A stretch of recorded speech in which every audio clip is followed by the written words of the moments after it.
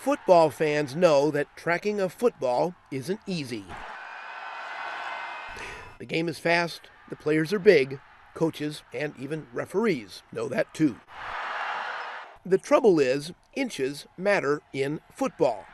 The exact location of the football can determine whether a player gained enough yardage for a third down conversion. The exact location can also show if the ball crossed the goal line for a touchdown. In short, the spot of the ball can affect who wins the game. Just watch what happens in this Appalachian State football game.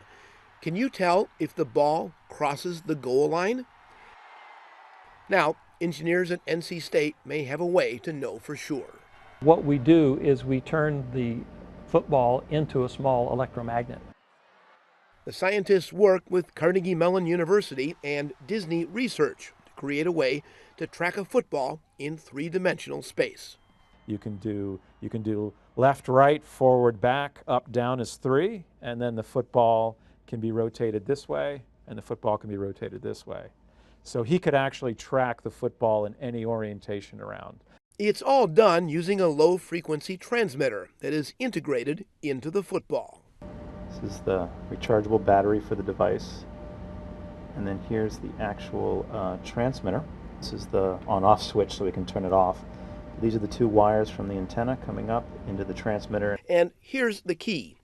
The transmitter creates a current in the wire, which turns the ball into a pretty simple electromagnet.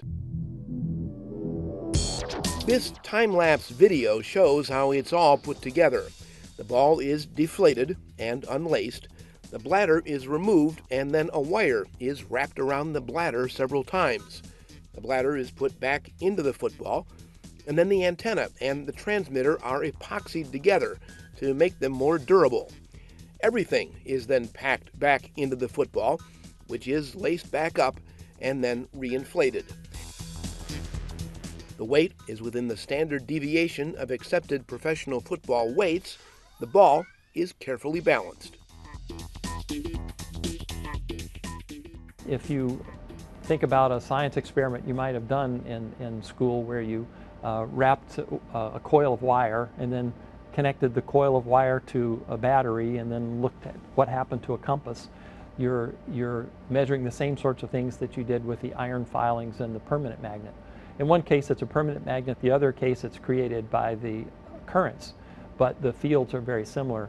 And effectively what we're doing is we're taking the football and turning it into a magnet, just like the coil of wire that you did in a science experiment in school.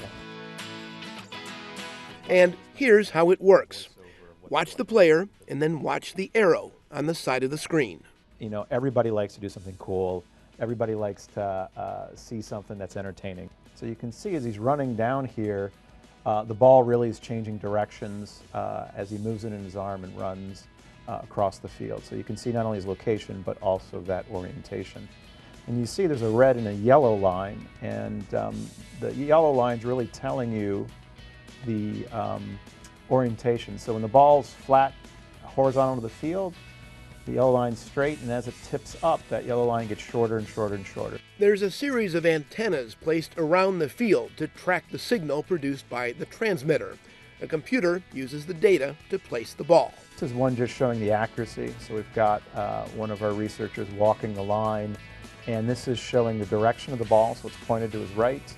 And he's within 1 foot of the goal line, mostly within 6 inches as he walks. And remember, the football is producing a low-frequency signal. That's important because low-frequency signals pass through the human body.